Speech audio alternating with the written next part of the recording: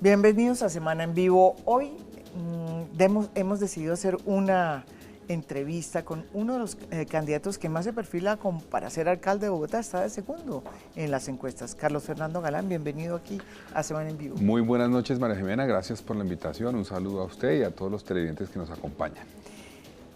Usted viene de la marcha como yo. Vengo de la marcha, sí, bastante gente. Me impresionó muchísima gente. Yo creo que esta es la primera vez que veo gente de todas partes, de todos los rincones y sabores, digamos. De todos los sectores. De todos los sectores. Sí, logró ¿verdad? combinar, claro, mayoritariamente sectores obviamente de los que estuvimos acompañando el acuerdo de paz, pero también otros. Yo creo que es una marcha importante y es importante que se hayan manifestado los colombianos de esta forma para exigir un mayor compromiso en la defensa de la vida de los líderes sociales en Colombia. ¿Usted con quién marchó? No, con gente que me acompaña. No quise hacer de esto un tema político, sino con la gente que me acompaña. Sí, la idea no es hacer... Exacto, sí, o sea, la no idea era es salir a hacer un movimiento sino marchar y expresarnos como ciudadanos, porque creo que esto debe convocar, independientemente de los partidos, de los colores políticos, es un compromiso con la democracia, con la paz y con la defensa de los derechos humanos. El electorado de Bogotá, ya que usted está perfilándose como favorito en las encuestas y para la alcaldía de Bogotá, junto con Claudia López, es un electorado que es un electorado casi que maduro políticamente, o sea, es un electorado que no come cuentos. Usted, ¿cuál es su estrategia cuál es su estrategia, su manera de entrarle a este electorado que no come cuentos, que no les gustan los políticos tradicionales, que de pronto no le gustan los delfines tampoco, no sé? Sí. Esa es la impresión que uno le da. Yo no sé, ¿usted cree que yo soy un delfín? Mi papá lo mataron hace 30 años. Sí, yo sé. Yo empecé mi carrera política cuando ya habían pasado 18 años del asesinato de mi padre. Entonces, y usted sabe muy bien que a él no lo dejaron llegar al poder. Nunca tuvo el poder en este país. Entonces yo lo que heredé fue otra cosa, fue un apellido, un respeto, un compromiso y una responsabilidad muy grande, pero poder no lo tuve y no lo tuvo mi padre. Entonces yo creo que ese caso es distinto. Ahora, Bogotá efectivamente, María Jimena, es una ciudad con un electorado maduro, crítico. Aquí, por ejemplo, las estructuras políticas no controlan la votación. Los partidos políticos pueden entregar avales a diestra y siniestra si quieren. Realmente la ciudadanía vota es por lo que consideran es lo mejor para la ciudad. La gente aquí vota a conciencia. Inclusive yo tengo la convicción de que los partidos políticos en Bogotá están muy lejos de las inquietudes de la gente, muy lejos de las aspiraciones de la gente.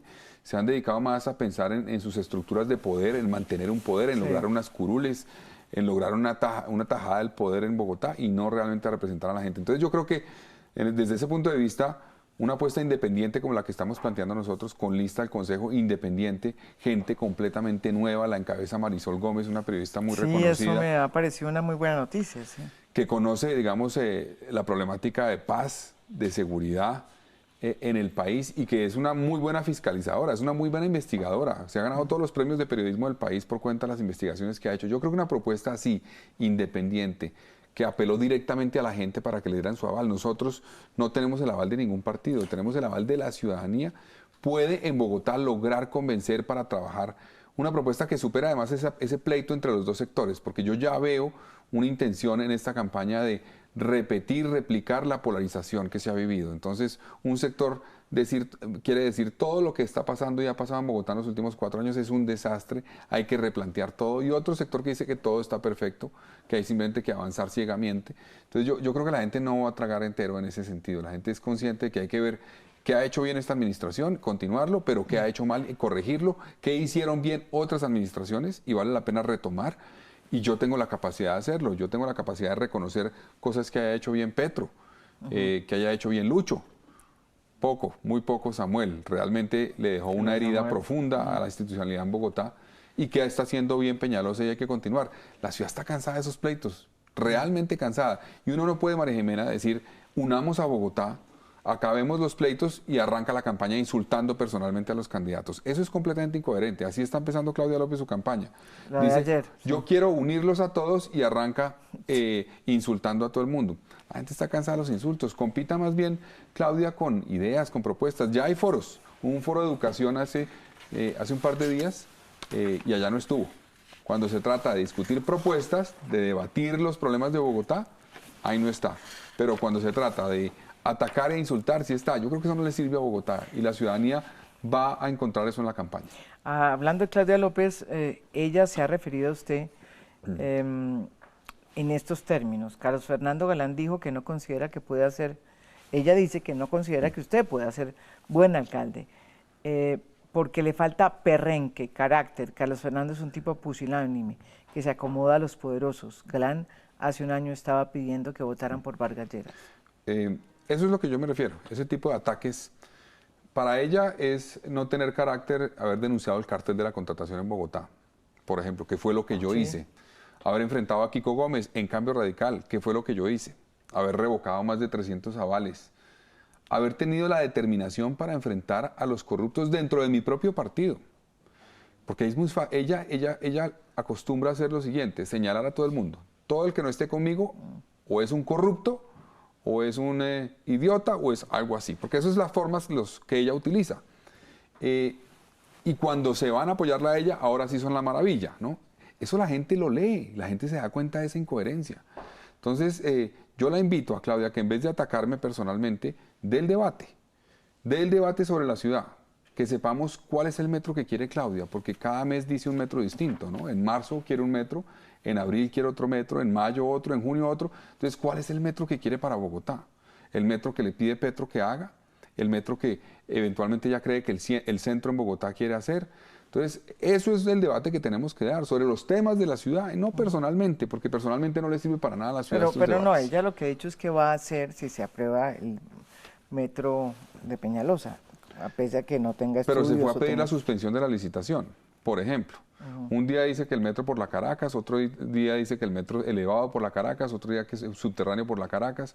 La ciudad necesita saber a ciencia cierta qué se va a hacer. No le sirve una candidata que llegue a la alcaldía con agresividad. Le sirve es una persona sensata, que tenga la capacidad tranquila de tomar decisiones que hay que tomar para la ciudad y no que cambie de opinión según el vaivén de lo que digan las redes sociales o lo que tiene que decir para ganar el apoyo de un candidato o de un ex candidato presidencial.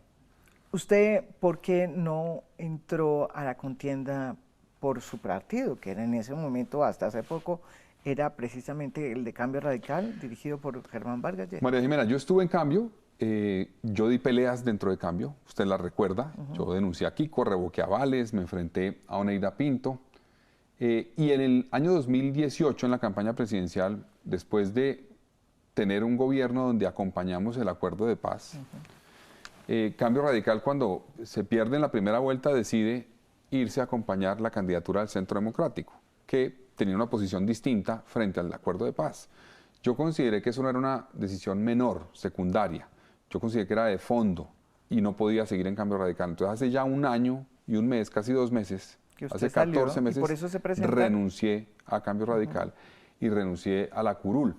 Yo creo que uno cuando pierde las elecciones no tiene que plegarse entonces al ganador, ir a apoyarlo a ver qué tajada de poder logra. Yo creo que uno tiene que mantener una posición, defender unas ideas y buscar que esas ideas triunfen y no quedarse, digamos, plegarse al que gane las elecciones. Entonces yo me salí de Cambio Radical y desde ese año traté de recuperar la personalidad jurídica del nuevo liberalismo, entre otras cosas. Es cierto, no se pudo, ¿no? No se pudo, y entonces le apostamos vía firmas. Y vía firmas creemos que fue una oportunidad muy especial porque pudimos ir directamente al ciudadano en Bogotá. ¿Cuántas firmas? 170.000 firmas a la alcaldía, 115.000 hoy en la lista al Consejo de Bogotá. Entonces fueron los ciudadanos los que me permitieron a mí aspirar a la alcaldía y la lista aspirar al Consejo de Bogotá.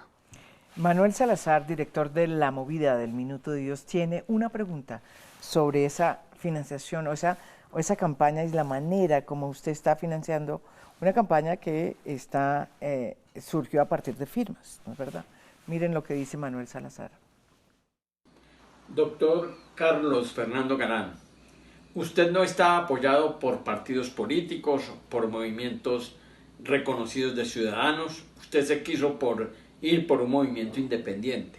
Mi pregunta es, ¿cómo va a hacer usted para financiar la campaña a la alcaldía? ¿De quién va a recibir plata y de quién no va a recibir plata? Bueno, buena pregunta de Manuel Salazar. Nosotros hicimos un ejercicio de recolección de firmas donde buscamos donaciones de quienes apoyan los procesos democráticos. Tenemos donaciones de diferentes empresas reconocidas. Fue una financiación que estuvo alrededor de los 320 millones de pesos para poder conseguir las firmas. Las firmas. Y ahora en la campaña pues vamos a apelar a lo mismo, a los empresarios que apoyan. En Colombia la financiación de las campañas se hace de manera, digámoslo así, mixta, porque se pueden y uno tiene que lograr apoyo financiero del sector privado, pero por reposición puede lograr obviamente cubrir los gastos que tenga en la campaña.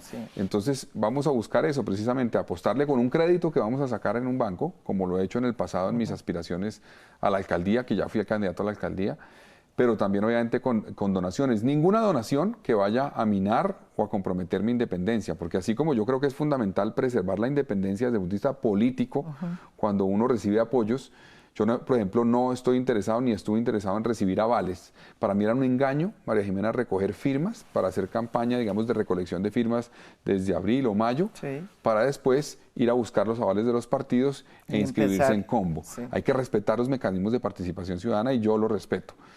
Por eso no busqué avales. Y también desde el punto de vista de financiación de campañas. Voy a buscar financiación de empresarios, de sectores que quieran apoyarme, pero ninguno que me vaya a exigir absolutamente nada. Pero, por ejemplo, en el tema de contratistas, que ha sido un problema, digamos que yo sí creo que ha tenido el actual alcalde, que ha tenido muchas cosas buenas, unas cosas malas, pero desde el comienzo su campaña fue financiada por los constructores, más que otros candidatos, digámoslo. En su caso, ¿usted se va a cuidar de que eso tenga ahí una línea por lo menos divisoria? Porque cuando uno está demasiado financiado por los contratistas... Yo no voy a recibir recursos de contratistas que aspiren a ser contratistas del distrito en mi administración.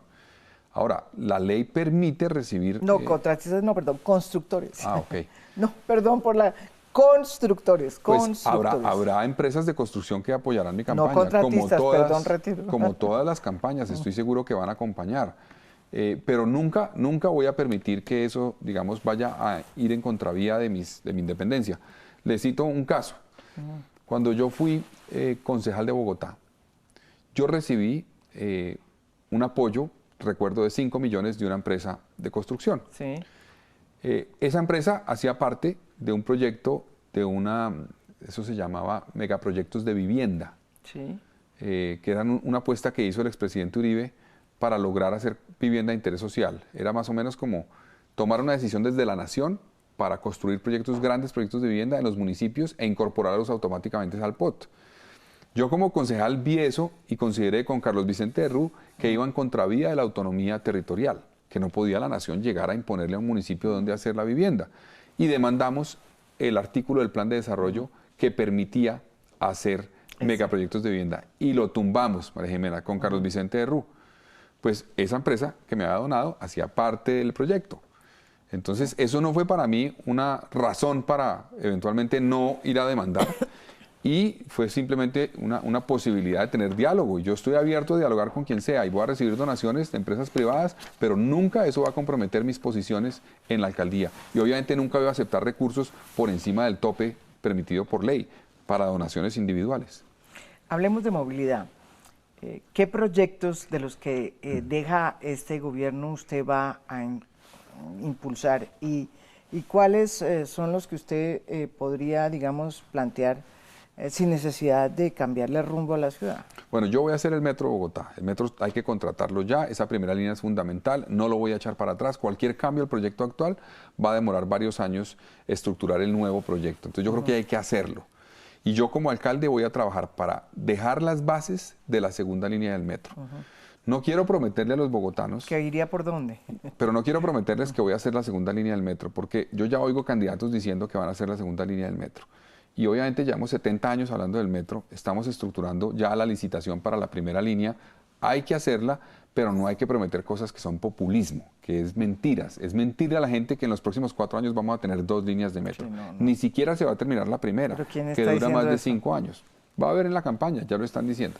Yo sí voy a sentar las bases de la segunda línea, hacer estudios para que el siguiente alcalde la pueda contratar, que creo que debe ir al occidente de Bogotá. Debe conectar esa primera línea con el occidente, Engativá y Suba. Es lo que han dicho siempre los estudios, sí, hay que ahí hacerlo. Va a entrarlo. Exacto. Hay que sentar las bases también para que Bogotá, no en los próximos 5 años tampoco, tenga eventualmente más líneas de metro. 2 no van a ser suficientes. La proyección debe ser a 30 años tener por lo menos 3 o 4 líneas. Y para eso hay que pensar entonces por dónde vamos a meter Transmilenio, para no ir a meter Transmilenio por donde vamos a pensar hacer eventualmente el metro. Yo creo que sí hay que hacer más líneas de Transmilenio, hay que hacerlas en la 68, en la Cali, que ya están proyectadas. Que ya están proyectadas. En la Boyacá, que está proyectada, pero este gobierno no la deja contratada. Hay que contratarla, hay que terminar los estudios y contratar porque es fundamental esa conexión de Occidente. Bogotá tiene un problema grave y es que en el Occidente tiene un déficit de transporte dramático. Y está entonces, como encerrada. No solamente vamos a lograr, digamos, liberar esa zona de la ciudad gracias a la movilidad con transporte masivo, sino que hay que generar polos de desarrollo alternativos. Bogotá es una ciudad donde la mayoría del desarrollo y actividad económica es alrededor del centro ampliado, hacia el oriente. Hay que, digamos, diversificar esa actividad económica y con transporte masivo en el occidente de Bogotá vamos a poderlo hacer. Pero además de eso, voy a hacer los cables que quedaron pendientes. Este gobierno este gobierno de Peñalosa frenó el cable de San Cristóbal, frenó el cable de Cerro Norte. Creo que fue un error haber tomado esa decisión. Yo los voy a hacer, creo que son fundamentales para conectar zonas de los cerros con el resto del sistema de transporte. Voy a trabajar en la implementación del acuerdo que se hizo para recuperar el SITP, el SIPT. El SITP no está funcionando bien. Tiene un problema de diseño original, de rutas, tiene frecuencias que no funcionan bien y tiene problemas en la flota. Entonces hay que trabajar y yo como alcalde voy a trabajar para que esas rutas se diseñen bien, se conecten más con las demás líneas de transporte, Transmilenio, Metro, para que sean realmente un sistema integrado, que se integre de verdad. Entonces eso es fundamental hacerlo. Promover modos de transporte alternativo como las patinetas, las bicicletas, que ya Bogotá tiene un esfuerzo inmenso, más de 800.000 viajes, hay que seguir promoviendo eso. Hay que hacer algunas vías, María Jimena. La ALO, ya hay luz verde para eso. Se puede hacer un proyecto de la ALO que atraviese la ciudad sin que afecte los humedales, protegiendo los humedales. Eso ya se puede hacer. En muchas ciudades del mundo hay vías que atraviesan reservas forestales urbanas. Eso no va a afectar la Pero hay que hacerlo bien, ¿no? Hay que hacerlo bien. Hay que hacer un buen diseño. Y hay que hacer también la avenida Los Cerros, que es la continuación de la circunvalar hasta la salida a Usme. Esa es fundamental. Y ya este gobierno está avanzando en lo que es la ampliación de la autopista y séptima en el norte, hasta el peaje. Es muy importante concretar y terminar esas obras, pero yo creo que hay que hacerlo también con lo que es la salida por la 80, la autopista Medellín, la calle 13 y la autopista sur. Esas tres hay que concretar un mecanismo similar donde los peajes de salida se puedan utilizar también dentro de Bogotá para ampliar esas vías y garantizar además que no dan abasto. Con gestión del tráfico, que es fundamental, porque solo con infraestructura no se resuelve el problema. Si uno hace 5 carriles y permite que los buses se paren cada 2 cuadras, no resuelve el problema. Y por último, María Jimena, en movilidad, Bogotá va a estar en obra en los próximos años. Va a estar en obra la Caracas, la 68, la Cali, la séptima. Entonces, es fundamental. ¿La séptima por qué? Ya se está destrabando ese proyecto para hacer la troncal de la séptima. Se está destrabando, ya hubo una decisión que determinó que la acción... ¿Usted haría el...? Yo creo que es fundamental el proyecto de la séptima pensado en diversos, digamos, elementos. Uno, transporte público. Hoy es más rápido caminar que andar en carro o en bus en la séptima en hora pico, en sectores del norte. Hay personas que viven en el norte de Bogotá que se demoran 1 hora y media para llegar al centro, o hasta más tiempo. Pero eso no es prioritario. Yo creo que es importante. Yo sí creo que es importante. A no ser que uno piense que el futuro de la ciudad está en Chía. No, pues, digamos, la ciudad tiene que hacer un transporte en todas las zonas. Entonces yo creo que eso es parte del proyecto que necesita y además no solamente es pensando en transporte masivo. Ese proyecto resuelve la problemática de cuello de botella en la 82, en la 92 con séptima, en la 100, en la 127, en la 134. No, pero hace conexiones importantísimas. ¿Sí? Y yo sí creo. Y además... Pero sí o sea, ¿hay sitio para todo eso en esa séptima? Yo creo que además, sí, yo sí creo. Además, el diseño que yo planteo es las estaciones de Transmilenio por la séptima no pueden ser como las de la Caracas. Tiene que ser un diseño moderno, un diseño que no afecte el entorno urbano, que se acople al entorno Es urbano. bastante imposible, que no hay sitio. Yo sí creo que se puede hacer. Es que en las zonas de las estaciones va a haber compra de predios. Entonces, con eso se garantiza. No es pensar en lo que es hoy la séptima. Pero eso no es sino va a haber prioritario, sectores. es más prioritario o sea, Para eso darle es un la Cali, ayudo. para eso es la Cali, Sí, para eso pero es la Boyacá. eso que no es creo que hay que prioritario, hacerlo. me parece que ahí está. Yo creo que el prioritario es montar un sistema completo, María Jimena. Es montar. Nos hemos quedado en una discusión sobre la séptima, sobre el metro, durante los últimos 12 años y no hemos hecho nada por esa discusión. Hagámoslo todo, se puede hacer, está la financiación para lograrlo. Hagamos el metro, hagamos lo de la séptima, hagamos la 68, hagamos la Cali, hagamos la Boyacá. Bogotá necesita eso. Yo como alcalde voy a hacerlo, pero le decía, vamos a estar en obra. Y en esa obra ya hoy tenemos un problema de movilidad grave. Hoy. Yo creo, y como alcalde voy a diseñar un plan de mitigación del impacto de ese tráfico que se generará por la obra, que incluya entrada escalonada de horarios a los trabajos. El distrito va a dar ejemplo para descargar la presión en ciertos horarios de hora pico, que está saturado el sistema de transporte público. Segundo, promover el teletrabajo desde la alcaldía también. Hay personas que pueden cumplir el trabajo desde su casa, no es necesario que vayan al trabajo. Entonces, hay que diseñar estrategias con el sector privado y el sector público que nos permitan avanzar en una estrategia para poder mitigar el impacto de esas obras. Tenemos que sacrificar un poco para poder lograr construir ese transporte público que necesita Bogotá. Si usted es elegido alcalde y si este alcalde alcanza a presentar el POT en el Consejo y eventualmente lo aprueba el Consejo o si no lo aprueba lo emite por decreto, ¿usted en qué estaría de acuerdo con ese POT que ha sido tan cuestionado por muchísimos sectores? Bueno, me preocupan a mí varias cosas del POT, María Jimena. Uno es que está generando como una apuesta homogénea por la ciudad que me parece preocupante. La ciudad no es toda igual. Uno no puede decir, vamos a densificar 9.000 hectáreas alrededor de los corredores de movilidad y ya. La ciudad tiene una historia de cómo se formó, cómo creció. Hay zonas donde se puede densificar, sin lugar a dudas. Y hay que apostarle a eso, porque Bogotá tiene que crecer, va a crecer de manera ordenada. Una parte en zonas como el borde norte, preservando la reserva de Van der Hamen, pero otras con densificación, pero no en todas partes. Y la apuesta que está en el POT es densificar 9.000 hectáreas. Sí. Bogotá tiene más o menos 37.000 hectáreas urbanas. Estamos hablando de densificar fácilmente 20 pisos o más. El 25% de la ciudad. Yo no veo eso viable, creo que hay que apostarle a la densificación, pero tampoco más realistas. Tantas viviendas. Más realistas. Segundo, el censo plantea una duda, ¿no? No sabemos si el censo del 2005 estuvo mal hecho o este está mal hecho, pero hay un desfase grandísimo de cerca de 1 millón de habitantes y eso hay que tenerlo en cuenta en el crecimiento de Bogotá. Tercero, en el POT hay un tema que tiene que ver con la unión en un solo sistema, digámoslo así, de medio ambiente, de espacio público con la estructura ecológica principal. Yo creo que eso hay que mantenerlos separados. Una cosa es un parque y otra cosa es un humedal. Entonces hay que tener cuidado en eso. Me parece que no es sano juntar esas dos cosas. Hay que preservar los elementos fundamentales de la estructura ecológica principal de Bogotá. Entonces esos son algunos elementos. Me preocupa también la falta de una apuesta de diálogo regional. Bogotá con la región tiene que trabajar. Sí. Y esa construcción de la apuesta regional no es imponiendo un área metropolitana, porque creo que eso nos va a llevar a un choque de trenes entre la ciudad, el departamento y los municipios que va a impedir avanzar.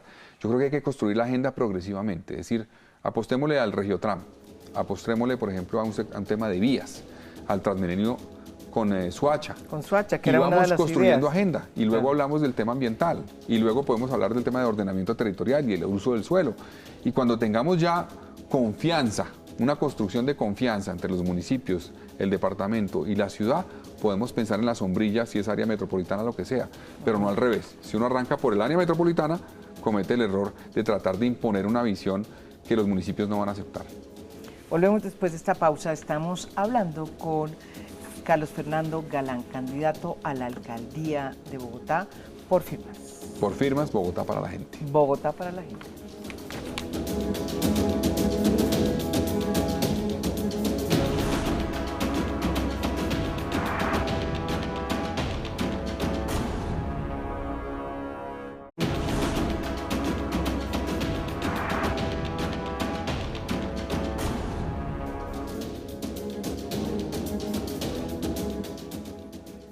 Volvemos aquí con Carlos Fernando Galán. Usted me decía que se le olvidó decir algo sobre el POT. Sí, en el POT hay otro tema que me preocupa, María Jimena, en el proyecto que está ahorita, que va a entrar al Consejo de Bogotá, porque está en el Consejo Territorial de Planeación correcto, en este no momento. lo ha presentado todavía, no ha salido de ahí, entonces no se ha presentado Va para el Consejo de Bogotá. Sí.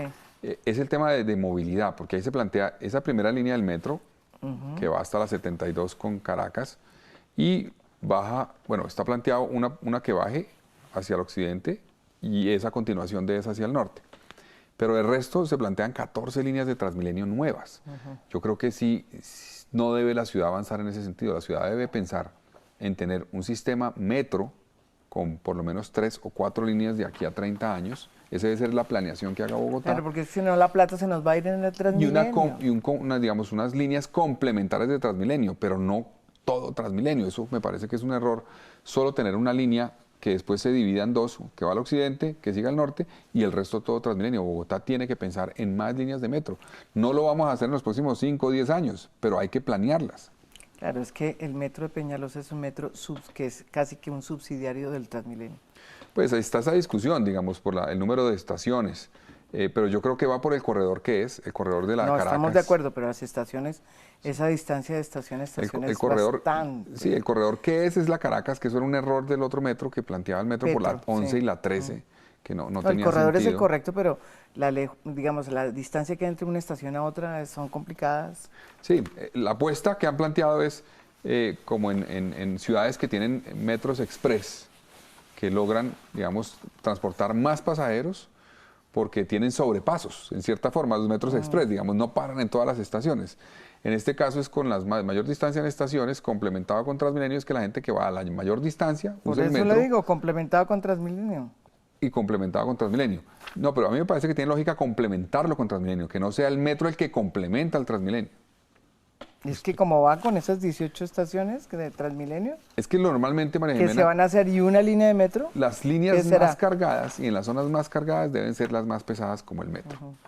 Pero digamos, la capilaridad de transporte más allá de esa línea que conecta la última milla, sí debe ser y puede ser otro modo de transporte, como Transmilenio, como el SITP, que es el que alimente el metro y luego, pero digamos, yo no tenga conozco una ciudad que tenga solamente final. una línea de metro y 18 líneas de Transmilenio. No, de acuerdo, yo sí creo que hay que tener más líneas, por eso digo, bueno. La planeación que está planteada en el POT, en mi opinión, en términos de movilidad, no es la que necesita Bogotá.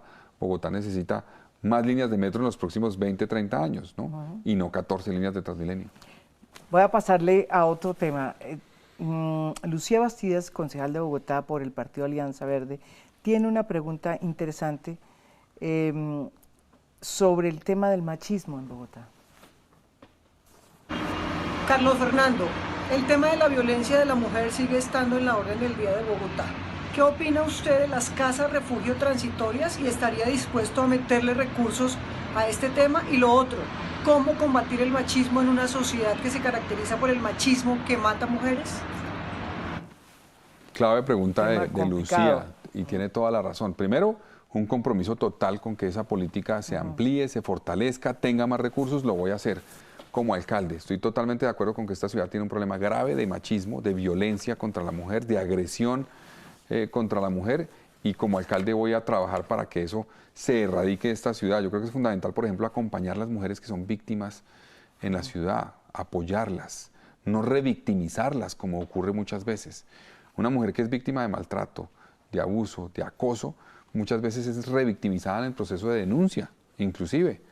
No le creen, o eventualmente con su victimario la sientan para que ponga la denuncia. Eso no puede ser. Tenemos que tener una ruta mucho más eficaz de protección a la mujer para garantizar sus derechos y lograr que haya una sanción frente al tema del acoso, el abuso y la agresión a las mujeres. Entonces yo voy a trabajar en eso. Yo he apostado a la mujer. Mi cabeza de lista al consejo es una mujer. Marisol.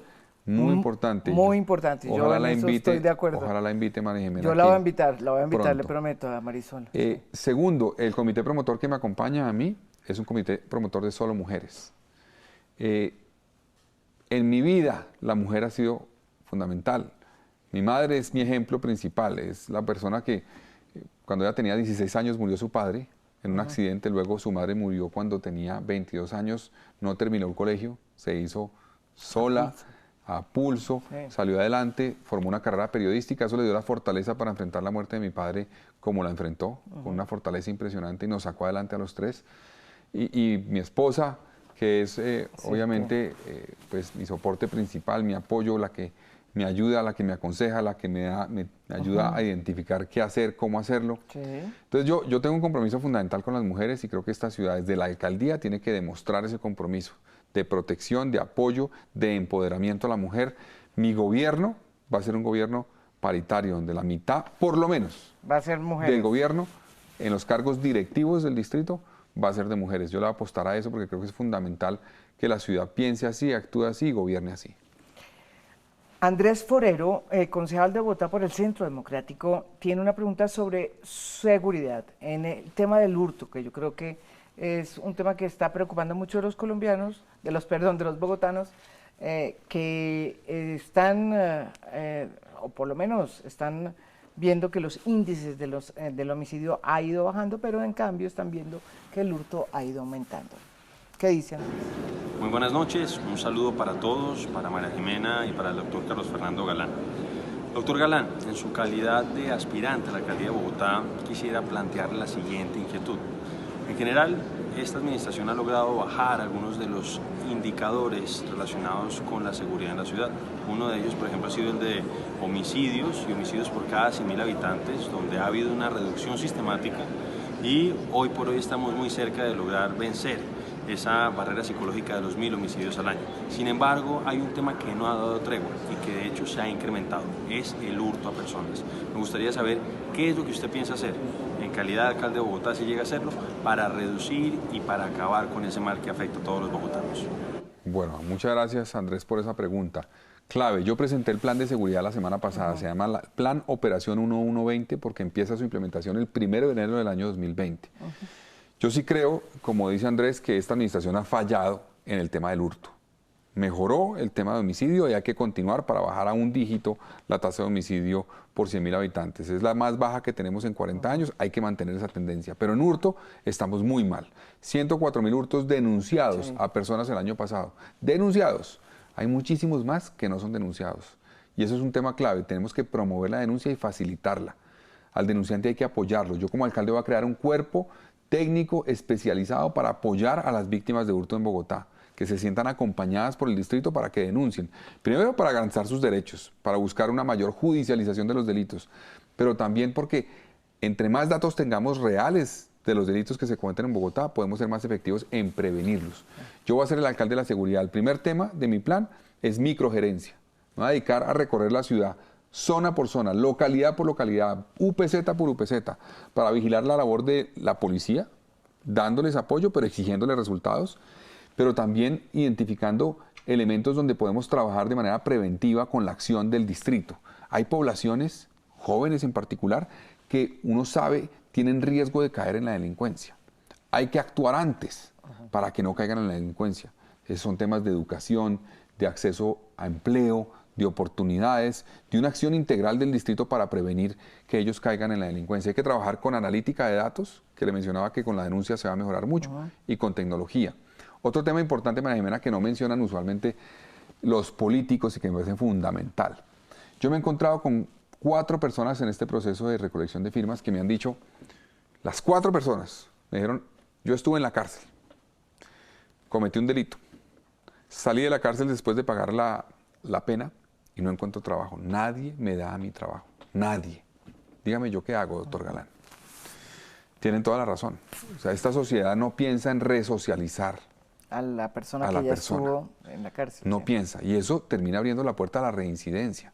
Entonces, hay un esfuerzo que se ha hecho que se llama Casa Libertad. Yesid Reyes me está ayudando para diseñar una política mucho más grande. Es un proyecto muy interesante que ha demostrado que con un trabajo a las personas que son condenadas, identificamos cómo realmente apoyarlas en que se vuelvan a integrar a la sociedad y le damos oportunidades. Entonces, yo creo que esa política es fundamental, o sea, porque aquí en Bogotá, claro, con razón, estamos indignados con los delincuentes, estamos indignados con que los liberan al otro día de ser capturados y tienen razón y vamos a trabajar en que eso no suceda, con mejor judicialización. Pero también tenemos que pensar en que hay que resocializar a esa gente. Hay que lograr que muchos de esos que cometen delitos no terminen cayendo en la reincidencia, tenemos que recuperarlos. Y para eso la cárcel distrital es buena y el esfuerzo que hace Casa Libertad es bueno. La cárcel distrital tiene unos proyectos es buena. Que yo creo que son muy distinto muy a la Modelo y a la Picota. No, la cárcel, y tienen una biblioteca donde yo he estado, le quiero decir, que ha ayudado a resocializar a muchos de los presos que están ahí. Exacto. Entonces, es muy la política que yo proyecto planteo es integral, es realmente sanción efectiva, un alcalde dedicado a identificar las problemáticas, también prevención, identificar factores de riesgo para prevenir, analítica de datos, fortalecimiento de la policía, capacitación, y en el marco de la investigación a las bandas delincuenciales que operan en Bogotá, yo he dicho tenemos que hacer un esfuerzo mayor, porque yo oigo, por ejemplo, a Claudia López decir, hay que coger a los ladrones. Hay que coger a los ladrones, a los atracadores. Sí, pero eso es completamente insuficiente.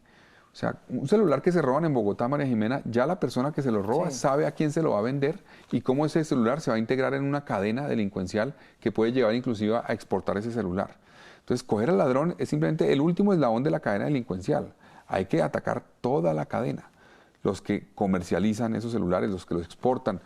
Yo creo que también hay que hacer un esfuerzo muy grande para una sanción a quien compra algo robado. El que se compra un celular robado está promoviendo la cadena delictiva de celulares robados. El que se compra un espejo robado de un carro está contribuyendo a la cadena delictiva. Entonces, esta política de seguridad tiene que ser desde todo el espectro de los esfuerzos, logrando atacar desde todos los puntos el problema de seguridad. Prevención, oportunidades, educación, pero también sanción efectiva, un alcalde dedicado al tema de la seguridad, y yo por eso digo que soy el alcalde de la seguridad. Voy a trabajar como prioridad en recuperar la seguridad en las calles de Bogotá. David Rosero, representante de la Cámara por Bogotá de la lista Decentes, tiene una pregunta sobre calidad del aire. Cordial saludo, Carlos Fernando. En los últimos meses, Bogotá ha tenido que declararse en crisis ambiental debido a la alta contaminación del aire.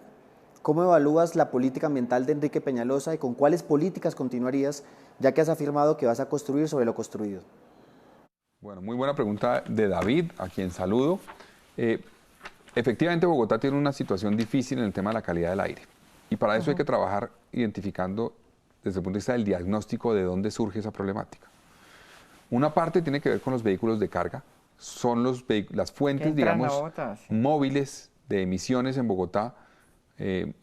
Más principales son los vehículos de carga. Más del 40% de las emisiones las producen los vehículos de carga. Entonces, ahí hay que trabajar con la nación en renovar esa flota, en buscar con fórmulas eventualmente tributarias.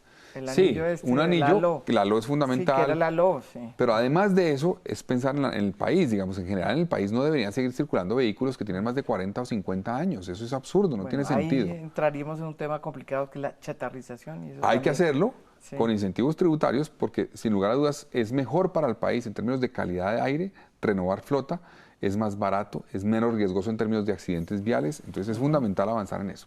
Ese es un tema de los vehículos de carga. Otro tema es el transporte público, que es fundamental. Ahí el SITP es responsable de buena parte de la contaminación, sin lugar a dudas. Esos buses del SITP provisional en particular. Entonces yo voy a avanzar a que el SITP tenga vehículos no contaminantes. Es un proceso gradual, no es de la noche a la mañana, pero yo voy a avanzar para que en mi administración podamos contratar buses no contaminantes. Transmilenio, en eso, frente a la pregunta que hacía David, yo no compartí la decisión de avanzar en una licitación que tuviera un porcentaje de buses diésel Euro 5 y otros Euro 6 a gas. Yo creo que habríamos podido lograr en esta licitación que todos fueran Euro 6. Sí. Se podía lograr eso. Claro, es un avance pasar de Euro 2, Euro 3 que había a Euro 5 y Euro 6. Pero es lamentable que sigamos con buses diésel Euro 5. Podríamos haber avanzado, creo que se equivocaron en eso. Yo sí me comprometo a cambiar eso y a que los nuevos buses de Transmilenio sean cero contaminantes. Eléctricos, pero también hay que tener en cuenta con los eléctricos una cosa, María Jimena, y es las baterías. Después de unos años de uso, esas baterías tienen un complejo de qué hace uno con la batería después de que cumplen su vida útil.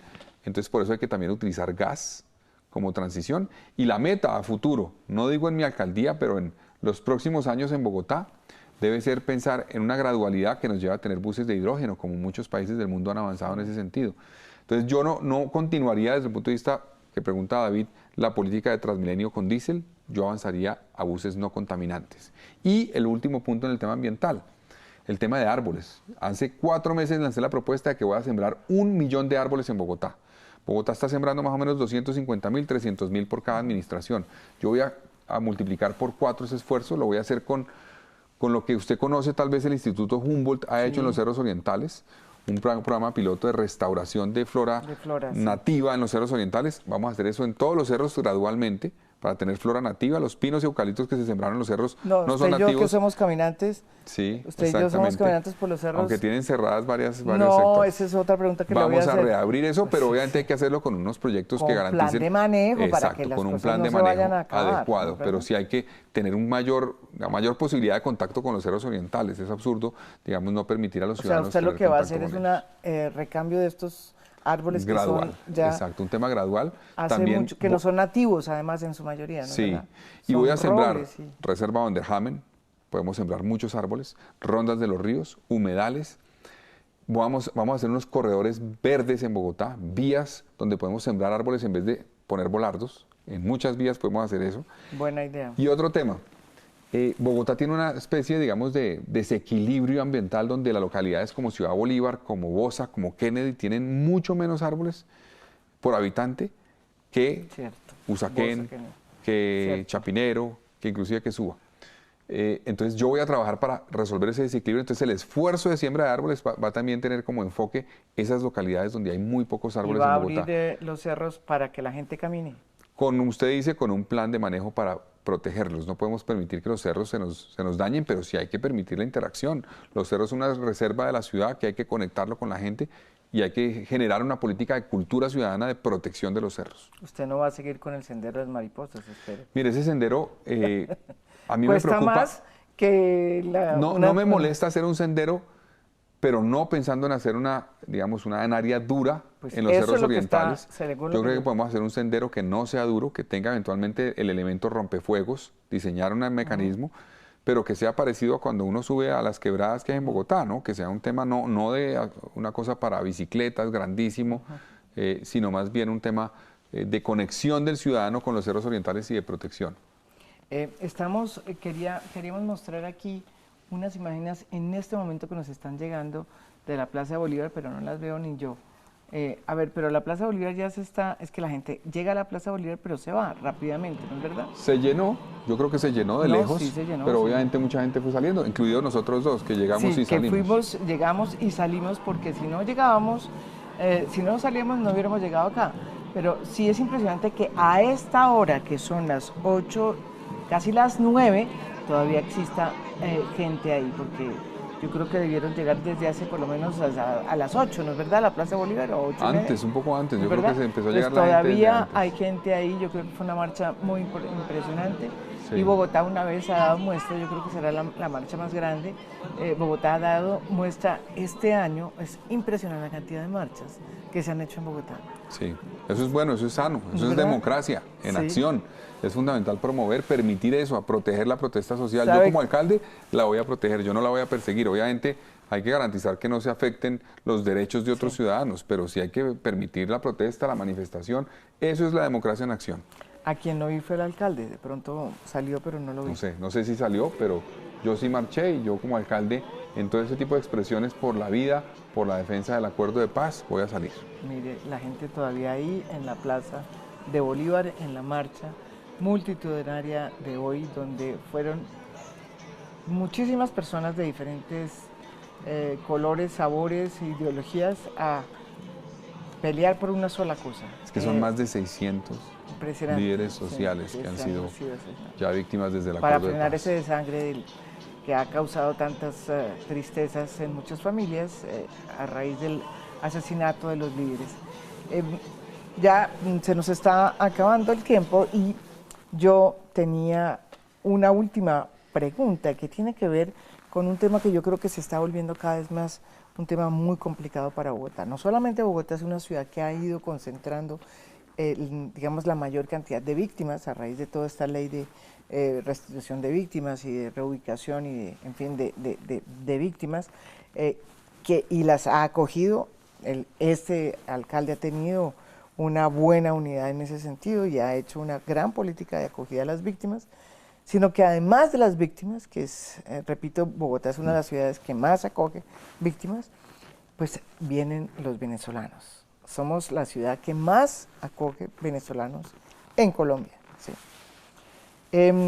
Y se nos está volviendo un tema también muy complicado, que me imagino que usted tendrá que asumir si llega a ser el alcalde. ¿Cuál va a ser su política en este sentido? Bueno, María Jimena, yo he dicho primero que me ha parecido positiva la actitud del alcalde Peñalosa frente a los venezolanos. Me parece que esa es la actitud Sí. que hay que tener, de darles la bienvenida. Bogotá tiene que ser solidaria con lo que ha pasado en Venezuela y Colombia. Así como fueron solidarios con Colombia en los años 70 y 80, tenemos que ser solidarios. Entonces, la actitud me ha parecido positiva. Ha faltado eventualmente un esfuerzo de mayores recursos, se necesitan, pero la actitud la destaco. Yo creo, María Jimena, que Bogotá es una ciudad que tiene un ADN de migrantes. A esta ciudad han llegado migraciones de todas las regiones del país. Bogotá, una de sus riquezas es su diversidad. El hecho de que sea una ciudad tan diversa, donde hay sectores del Caribe, de la costa pacífica, de Nariño, de Cundinamarca, de Boyacá, de los llanos, del eje cafetero, en fin, de todo Colombia. Y así cuando usted recorre Bogotá y habla con sus amigos, le garantizo que la mayoría son hijos de alguien que viene de otra parte.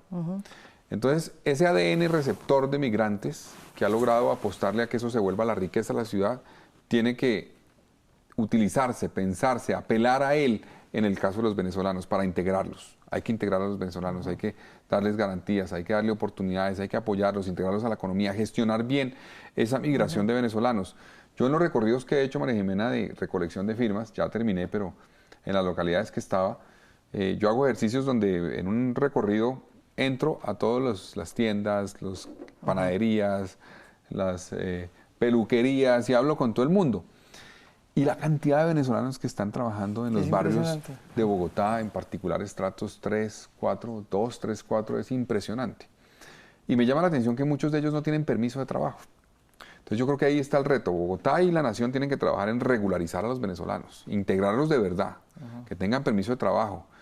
Porque también estamos afectando sus derechos y los derechos de muchos colombianos. Porque al permitir esto, como está sucediendo, entonces hay empresarios que dicen: yo saco al colombiano, contrato a un venezolano, le pago menos, no le pago prestaciones y pues ahorro para mi negocio. Entonces está afectando los derechos de todos. Entonces al regularizarlos vamos a integrarlos, pero yo creo que eso hay que combinarlo obviamente con la atención en salud, la atención, el acceso al sistema educativo de Bogotá y la integración a la economía.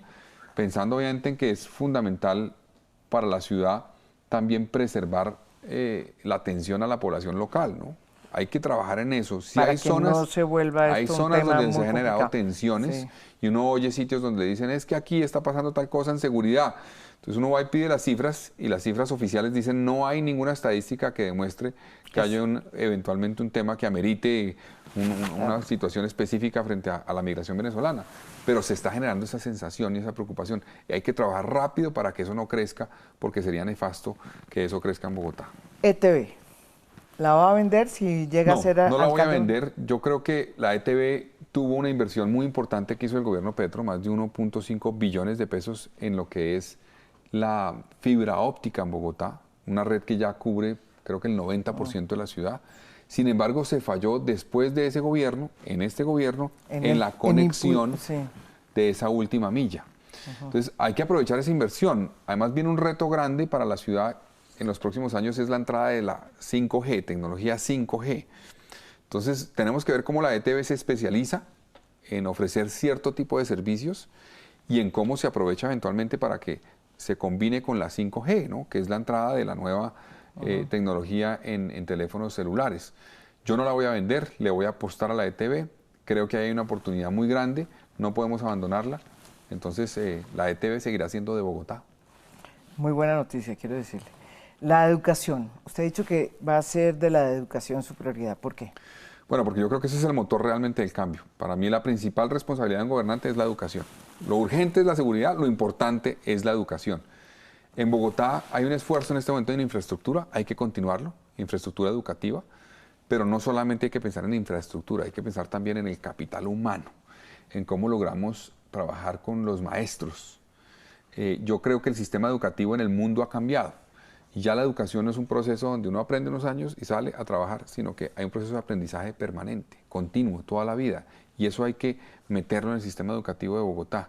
También creo que es fundamental que el sistema educativo ayude y cultive la vocación, le ayude a identificar y le cultive la vocación al joven. Hay muchos jóvenes que sienten que están estudiando algo que no les va a servir, que no les va a ayudar eventualmente a lo que quieren hacer en la vida. Hay que trabajar para que haya espacios como por ejemplo el tiempo escolar complementario, que es el TEC que existe en Bogotá, que era antes 40x40 se llamaba, que le sirvan al joven para ir explorando su vocación, qué le gusta. Hay jóvenes que les gusta el tema artístico, el tema de cocina, el tema tecnológico. En fin, hay que promover que desde el colegio vayan identificando eso para que se vayan conectando con un proyecto de vida que eventualmente los puede llevar y los debe llevar a la formación técnica, tecnológica o superior. Pero eso no arranca en la educación, digamos, cuando uno termina el bachillerato, arranca desde antes. Desde la educación media se puede identificar eso para irlos canalizando.